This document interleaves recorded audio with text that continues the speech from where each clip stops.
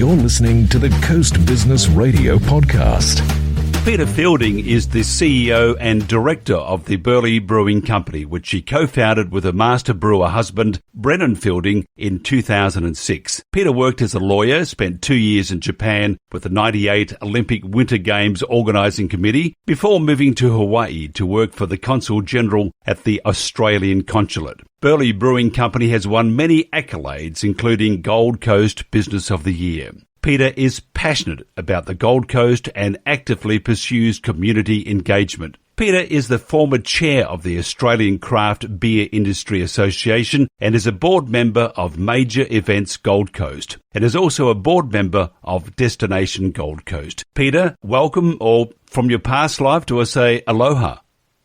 Aloha, thank you for having me. I had to do that.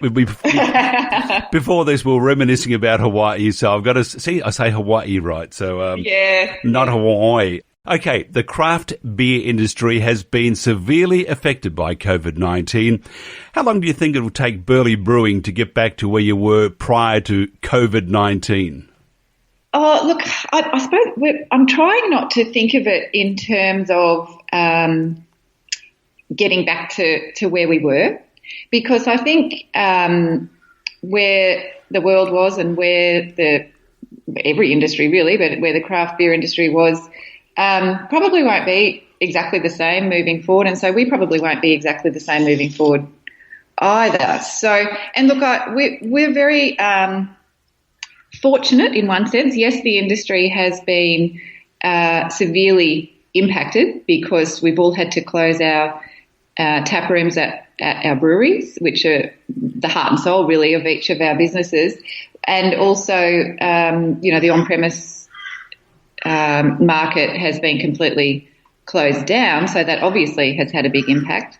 But we're fortunate in the sense that we have a third arm to our business, which is the wholesale, the retail liquor channel, liquor store channel. And so as much as, we certainly breweries have been impacted, I feel even more for our hospitality customers who don't have mostly another angle to their business. So we've been able to, really focus on what we can do in that retail channel now, because that is still going, and at the same time spend time planning and thinking and being as creative as we can about what we might be able to do in our tap house operations moving forward, and also how we can plan to really support and partner with the on-premise market when things open up again, to try and, together do our best to get everything up and rolling again in a hopefully new and exciting way. But it's looking better for some than others.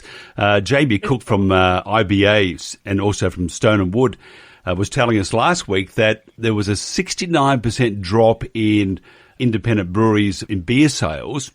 How do you see some of the smaller or newly established breweries fare over the next 12 months? Yeah, look, it's scary numbers for sure. And as you no doubt know, there are a lot of very small businesses in the brewing world. When we started in 2006, I think there was a sum total of about 30 or 40 breweries throughout the country, including all the big guys' breweries. And now there's 700 or 800. And a lot of those are very small, and a lot of them are very new, with not many years of trading and, stability behind them. So I can only, I remember back to the early days for us, I can only imagine what that kind of a hit means and what a challenge it is, and how much of a kind of day-to-day survival mode many of them would be in.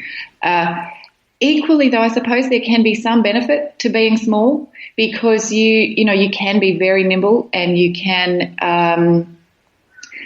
pivot. I've heard that word a lot lately. You can pivot very quickly and potentially find new opportunities that wouldn't have even been within kind of your realm of contemplation prior, because I certainly feel like the world has changed so much that anything goes. Anything we can imagine, any conversation we couldn't have had before or just didn't seem relevant before, we can now. We can come up with all kinds of ideas that they might seem really wacky, but they just might work. And it just feels like there's permission to go there now and really explore new things. So I'm very hopeful. I think, to even be mad enough to really get into the craft beer game, it's a hard game. It's a difficult competitive industry. The people who get into it are fantastic people, and resilient and creative. It's just who you kind of have to be to get in the industry. So I'm very hopeful that that will serve as many as possible in good stead to turn things around and still be there to build on what was being built for the industry and as an industry prior to this happening. Do you see any significant changes coming out of this crisis, not just for yourself, but for the whole industry? One thing that we're hearing a little bit of is, and I think it's not just in beer, I think it's a consumer sentiment that's broader than just beer or alcohol, but this real desire to support local, and whether local is your town, your city, your state, or our country. And again, that's something I'm really hopeful for, that does translate into a genuine desire and people, genuinely putting priority on looking close to home. And I think, if anything, that what in some ways what we've lost in terms of sense of community at the moment, because we're not able to get together and be close and share in kind of the physical way that we used to. Hopefully that sense of community will translate more into that type of thinking, where we're going to look after each other by actually looking to home first. And, if that translates in even a small way into the beer world, then, that will be a fantastic and important outcome and support for all the small brewers in the country. Are there any reforms required to strengthen the craft industry? Oh, look, always I think in any industry there's things you come up against, and whether it's often regulatory in one form or another. And I guess in the beer game, a lot of things collide. It's food manufacturing. It's manufacturing. It's food manufacturing. There's alcohol involved. Therefore, there's liquor licensing involved. Therefore, there's excise involved. All those things have a very heavy regulatory layer on them, and sometimes it feels like, you can't find a way forward through all of that just for trying to comply with everything. So I think it is important that from a high level global perspective of all of that stuff, things are considered kind of as a group to make sure that there's not roadblocks coming up when when a liquor licensing or a town planning or a excise or whatever regulation kind of clash, and it really ends up holding you back rather than allowing you to move forward. So, I don't think there's one magic bullet. I think given what's happened with the industry and the vibrancy that's been seen over the last few years, and the realisation that, wow, this really is an industry that can have a real impact on tourism and regional employment and all those things, I think there's certainly a sentiment in various levels of government and regulatory agencies to try and assist. But I think the important thing will be to not just to rush in and think, this one idea and this one thing is going to fix stuff, because it may well have a negative or a detrimental impact because of the other stuff that we're up against. So, yeah, just looking at all as a whole and having conversations that involve all the relevant layers, I think will be important. What's the vision for Burley Brewing besides making delicious beers? Look, vision for Burley Brewing, to really continue on with the whole reason we started. When we started back in 2006, what drove us was that we moved back from overseas, where we had been involved we had a brewery in Hawaii, and we'd been watching what not what was happening, but more what wasn't happening back home here in the craft beer space. And we just really felt like, wow, the Gold Coast and Queensland in particular are just missing out. There's just nothing happening, and there's no choice for people, and they just don't know what they're missing, kind of thing. And so we really were driven to come back and kind of do it for Queensland in a sense. And that still drives us. We still want to be a genuine quality choice in the beer world for people. And our team is passionately driven to keep delivering that. And so it really is just building blocks on building blocks of what we've been doing all along. We haven't ever kind of chased sugar hits of growth by trying to send containers of beer overseas or anything like that. We're absolutely focused in the Australian market on an inputs and an outputs perspective. Everything, all our packaging, all our ingredients, everything's all from Australia, apart from some very specialist ingredients that might only be from certain parts of the world. And our entire, sales focus is within Australia as well.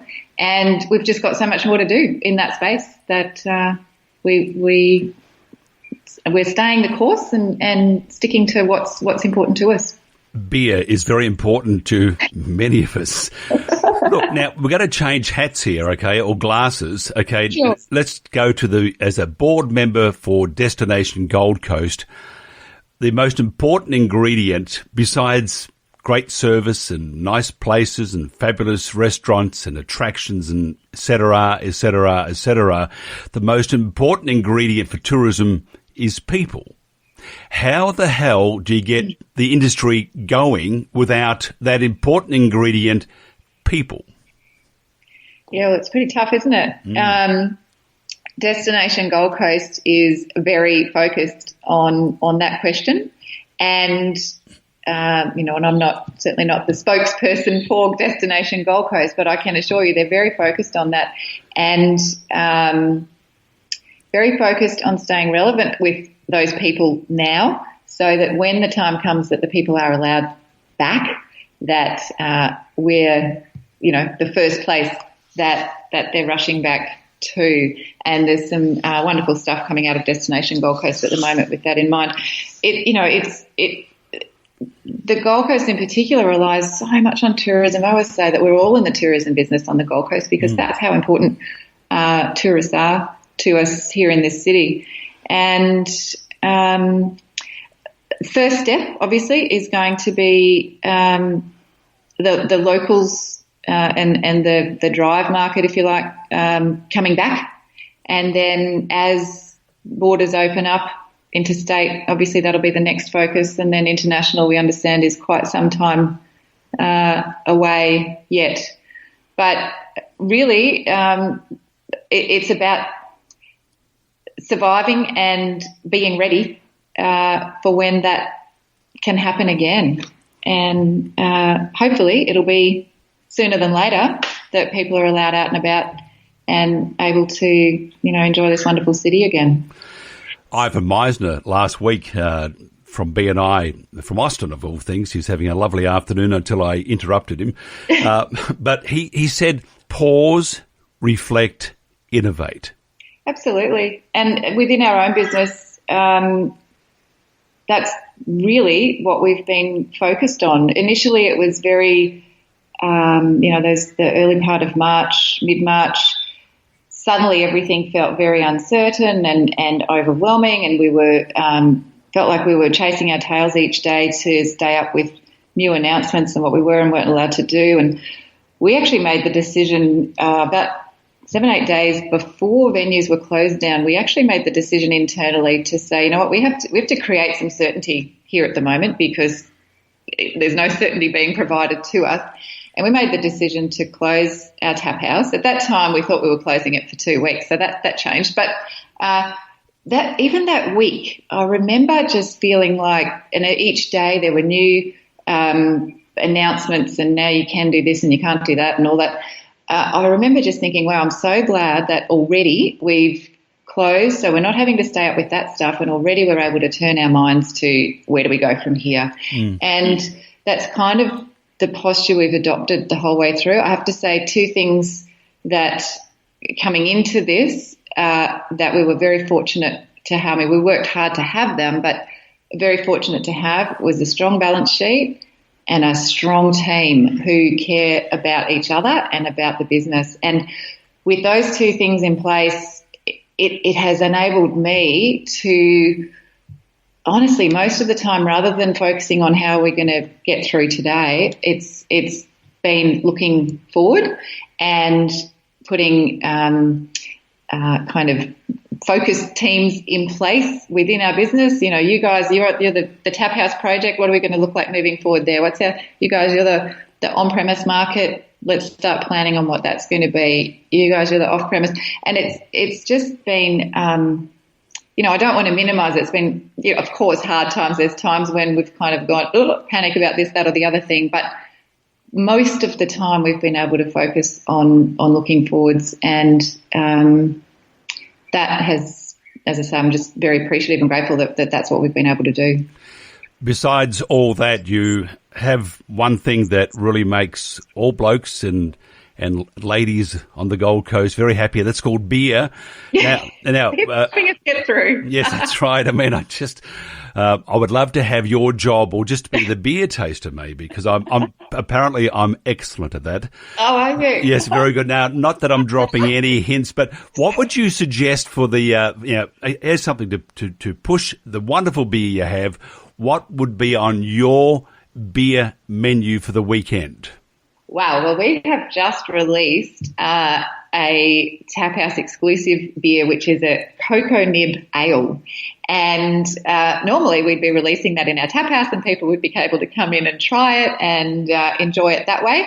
Unfortunately, we can't do that at the moment. So we've got it online for ordering online and free delivery in our beer zone around us here on the coast. So it's a cocoa nib ale. It's a brown ale, and it has a kind of surprising zesty character to it, almost like a citrus burst without the orange flavour. It's quite unique. Peta Fielding, I envy your position right now. It's fabulous. CEO and Director of the Burley Brewing Company. Thank you very much. Thank you so much for having me.